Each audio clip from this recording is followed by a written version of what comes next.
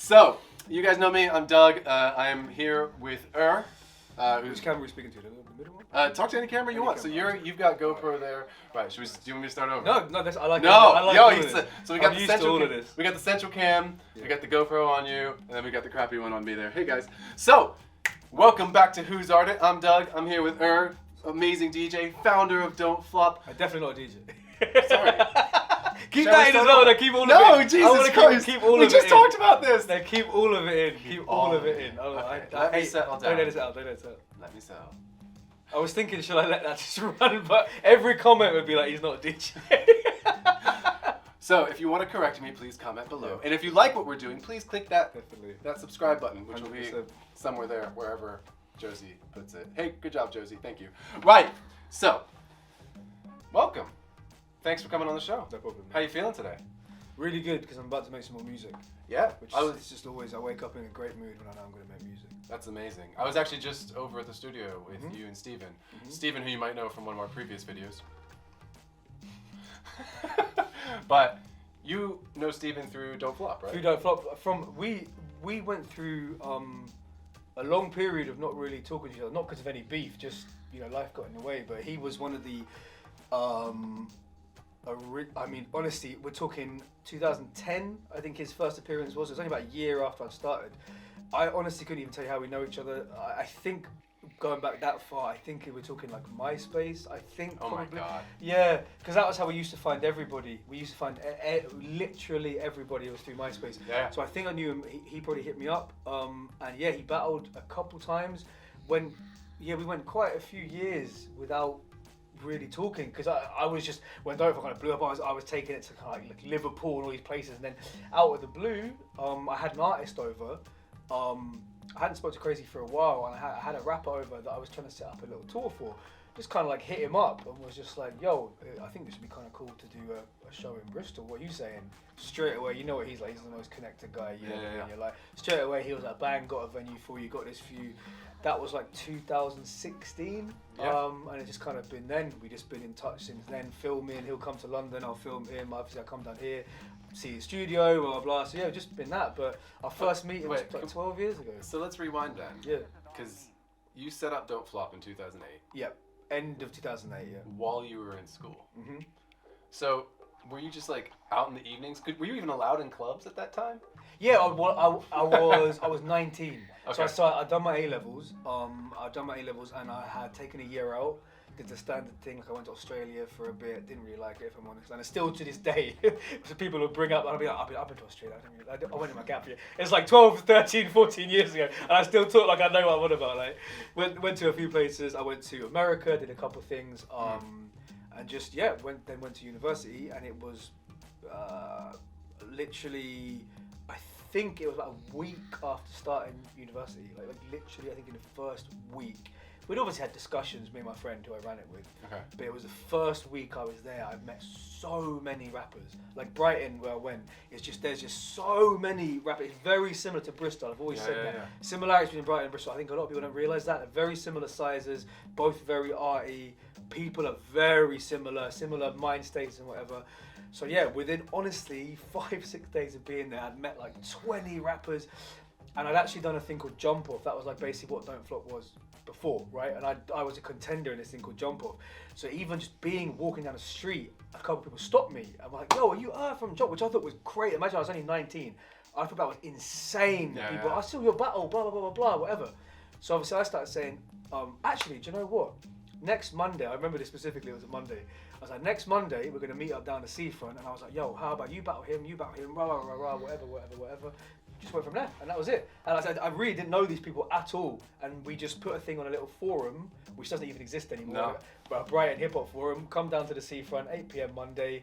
And that was it. Started from there. That's amazing. I mean, that's such an inspiring story to go in through uni, put it through, make it grow. And, from what I understand, it ended up being quite international at its height. Kind of before the pandemic, right? From, I would say, 2012, 10 years ago now. That was when, 2012 was when it really started, like, going up, like, loads. And, like, it was, like, mad. Like, people who, like, the way I used to, quantify it was, like, the amount of people I knew from outside of battle rap who Yeah. suddenly would start mentioning it to me.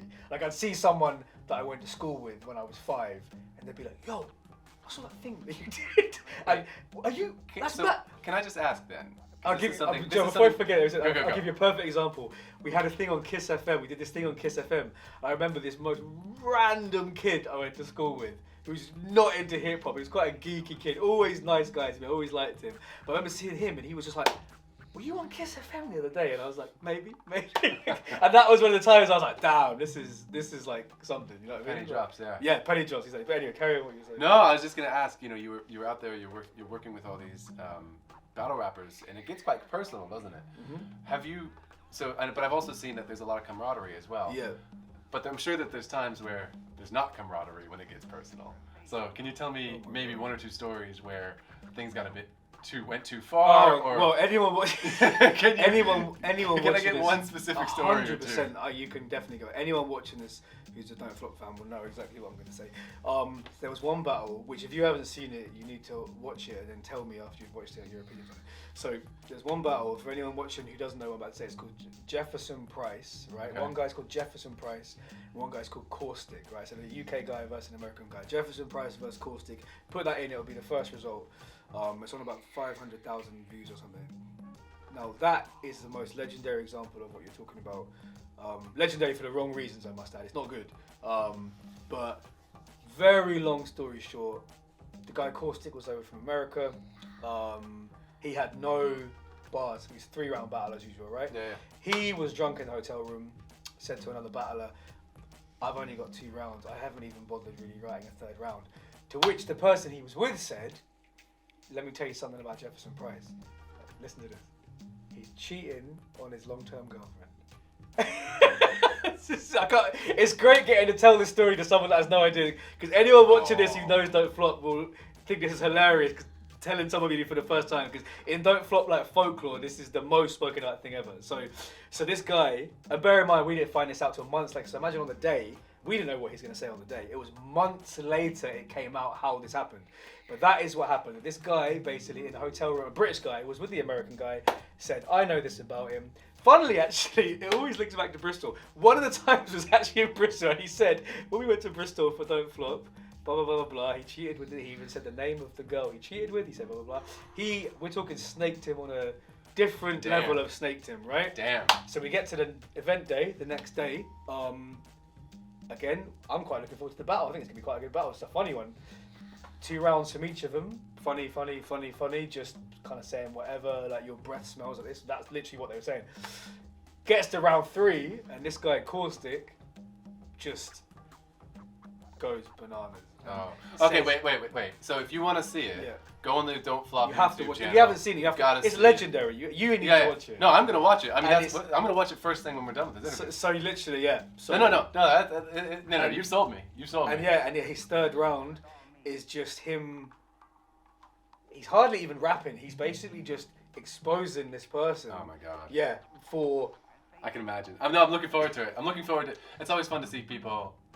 But here's the thing about the battle. What everyone said is, and everyone's still 10 years later, it's still a discussion point. Like what everybody says is like, all we had to do on the receiving end, like if we were battling right now and you started saying to me, "Oh, I know about whatever," all you've got to do is not make it obvious on your face that you're telling the truth. But the guy he's battling, Jefferson Price, it's so obvious what he's saying is true, because he showed, which I understand. Obviously, if you think you're going to have like a jokey little battle where someone starts exposing your life, I get that you're surprised, but in that moment you need to fix up a little bit and be like, okay, I need to just laugh this off, because if he'd have laughed it off, it would have just gone down as like, maybe that was true, maybe it wasn't, I couldn't really tell. But if you watch the battle, his facial expressions answer every question you might have on whether it's authentic or not, and that's the main problem. And it could have been something that probably would have never been spoken about again, but because he made it very clear, like, this guy's ended my life/relationship. And actually, as far as I remember, his girlfriend did actually leave him, and she was like his. So you heard it from Trust me. Learn to mask your emotions. You have to be able to mask. I mean, as men, we're brought up. That's the one time he should have learned. As men, we're always told, don't show any emotions. Don't show emotions. That's the one time he should have utilised it. And his face, he wasn't crying or anything, but his face was but people will see it for themselves. People will see it for themselves. So please, if you haven't seen it, go watch it. So it must be really strange then to be somewhat transitioning towards Don't Flop being something that is more in your past than your future. Yeah, that's a good way to put it. No one's put it like that, but that's a good, definitely. You know, because you're still doing it, you're still active. I mean, if you want to go check out Don't Flop, they've got events coming up. Exactly. You came to our last event in November. And it was packed out. And you can see our see our coverage of that. It was fantastic, such a great night. But it must be really strange for you. Yeah, definitely. To kind of have nurtured this thing and then seen it kind of run its course, and then moving on to what the next phase for you is, and the next iteration is going to be. What's coming up? Yeah, I think that is completely right. I think there's only so long. When I'm at events now, right? You were at the event we had in Bristol, right? There was a lot of good battles, a lot of good bars. There was like some clever stuff, you know, which still excites me. But if you imagine, I've been doing this. I'm like 32 now, right? So I've been doing this since I was 19, and like I said, I was doing this jump off stuff when I was 17. So I've been doing this a long time, right? There's a point now at a lot of events, especially after the pandemic, having a long time apart from them. I come back at certain events, and I'll be honest with you, like certain moments, I'm just like, I'm too old for this shit, man. Like, I'm listening to certain things people are saying. I'm like, yo, this was funny when I was 18, but like everyone was a bit more of like, oh, I'm trying to be an edgelord when I'm 18. When you're in your 30s, it's a bit like, all right, come on, let's not just say things for the sake of being offensive. Let's actually be funny. Let's try and be clever. So, like I said, things like the one we did in Bristol, that was our birthdays. I booked some really good people. Everyone was obviously funny as hell. It was like people being clever. And when I was there on the day, you see on my face on the footage, I'm loving life. Because I was like, this is what it's all about. Even the ones that had little chokes and stuff, they were still great battles. But I think the reason it does seem to be day by day becoming more in my past is because I think like a lot of battlers, they're just like, they're not advanced, they're not striving to advance themselves to the level that interests me, and I don't want to be putting my whole life into something that doesn't really align with where I'm at. You know what I mean? Whereas on the music side of things, music is what's the word? Kind of evergreen. You know what I mean? You don't go off music. You know what I mean? Like, some people maybe, but most normal human beings don't go off music. But battle rapping is obviously a niche corner of music. So as you grow up, like I said, it's just certain things you're like, I'm a bit past this. And another example is social media. Like taking it back to MySpace. Like the MySpace days, obviously, that's all you can think about is, oh my god, who's inboxing? I'm sure you had the same thing, like, who's written on my wall? I was not popular. That's just. Oh, I'm sorry to remind you. Establish right now.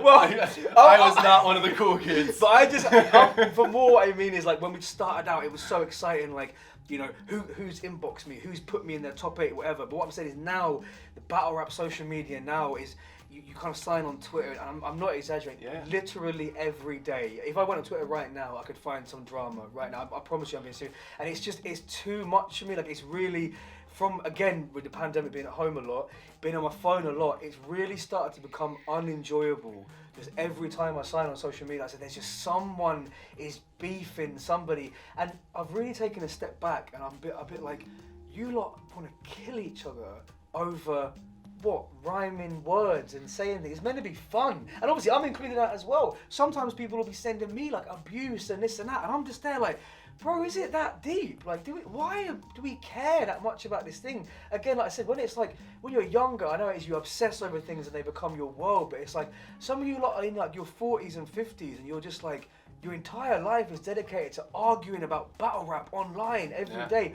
And it's honestly, the last, I'd say like 3 years, it's just like slowly more and more and more, it's just pushed me away from it bit by bit, you know what I mean? Yeah, and as I said, it's pushed me, not just pushed me away from it, it's pushed me towards music. So tell us about the music then. I mean, like I said, when I came in, you were working on a track with which I'm going to finish later today. Yeah, and I might even get lucky and get to play some guitar in the background. I have asked. I'm gonna play some guitar. Whether they keep it on. I don't like talking. The thing that they have a communal trumpet in that studio. See, that's a very Bristol thing. You wouldn't in London. There wouldn't be a communal. You know what I'm saying, isn't it? That's. Like, I love Bristol. Yeah, I'm not sharing spit with nobody. I love my wife. That's it. This is what I'm saying. You and your wife can have a communal. That's fine. That's completely. But Bristol, you don't know. I don't like that. Do with our trumpet. That's what I'm saying. I wanted to do that, but that's fine. Though. That's what I mean. But in the privacy of your own homes, it's fine. I love that studio, but when I saw the communal trumpet, and someone, one of the producers sent me a video of him. He was like, "Oh, check this thing! I just played in it," and I was just like, I wouldn't be doing that. No, if I was no, you. not for me. No, not happening. But anyway, yeah, I just but you're moving towards music. Yeah, definitely. And one of the things we talk a lot about on Who's Art with a lot of artists who are both working professionally in the arts and people who are striving to work professionally in the arts is the balance between income versus creativity. So tell us, we're getting towards, we could stay go over if we want, but I'd like to keep these short and sweet. So tell us a little bit about what that balance feels like for you, where you are with it now, and how you see that happening in the future. Okay, no, it's a good question, and again, it's something that I haven't fully formulated an answer to yet in my head, really, because I'd say it's only been this last year. Like I said, it's been like a few years I've been going towards it, but it's definitely been this last year I've really been psyching myself up, like, you're really gonna try and be a rapper again, you know what I mean? Because it takes, when I really feel like I took a step back, so mentally it takes a lot to be like, nah, you're not just a host. Remember, you're not just a host, you can actually rap as well, Yeah. So talking about the income thing, I think it's just being willing in myself to understand you're not going to be the next Stormzy. Like, I don't know if you know the rapper called 2 Chainz, but I always reference him. Someone like 2 Chainz will give you hope because he blew up when he was like 39, 40. Yeah. But apart from him, he's kind of an anomaly. There's not too many other rappers that when you're really past like 24, 25, like blow up, right? So in my head, I'm like, maybe I might be the 2 Chainz of UK, I don't think so. But like, to me, it's about accepting you're not gonna make loads off this. Yeah. However, mentally, it's gonna be amazing for you. Because Don't Flop has done a lot for me. Like, it's the reason I'm sitting here. It's the reason I do this. I get it, right? But like, there's so much mental anguish it's put me through over the years, and it's like, yeah, I made money from it, but like, really, that was it really worth it? Whereas with music, it's like, But also, I'm sure your event running skills and the network you've developed over the years, as and when you want to do something like make a music video, for example. Yeah. Oh, then easy.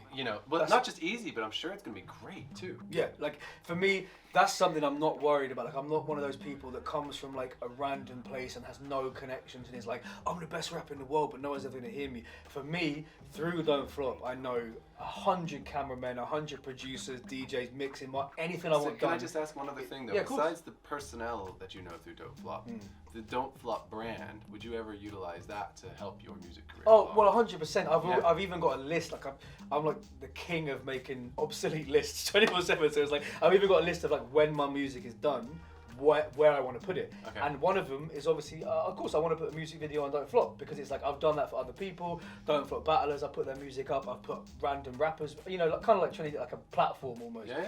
And definitely one thing I want to do is shoot a really sick music video for maybe like a solo track of mine and put it on Don't Flop and be like, this is where I know you all know me from. Now check what I'm doing. School report said, absolute prick. Thinking why a rapper stigmatized. You dress like shit and my reactions width and height. Cause when I think about our image size, shampoo and bleach, thank you and please. You might have Greg's on your tops before a tracksuit release. So like, I'm quite happy with that, honestly. I'm quite happy with like, putting a few videos here and there. They're gonna get a few thousand views. Well, I mean, I use the Keep Art platform for my work, so I'm okay with that. You have to. And honestly, you can't just build platforms for other people. When it comes to music, money from music, like honestly, any money I make from it is fine by me. And as we just discussed off camera, like for me, breaking even. Right now I haven't got loads of expenses I put into it. Yeah. I'm gonna pay to get the mixing and mastering done because I want it to sound crisp.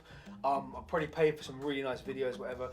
I'll keep a log of what that costs. If from sales and shows and whatever, if I can make back what I paid out, honestly, and I'm not just saying this, I will be happy because I said if it gets into profit, that's amazing. But I'm just not expecting that to be a thing because I'm not trying to make this kind of like pop rappy charty. So that's never been what I'm about. Like people who've known me and listened to my rap, when I say I'm gonna do an album, they know exactly what kind of hip hop it's going to be. That kind of word life studio cypher, you know what I mean, that kind of rap, right? When you're this used to leading the way, when you've done every big move that needs to be made, they'll eagerly wait for your downfall, surround all of the doors just to keep you in place.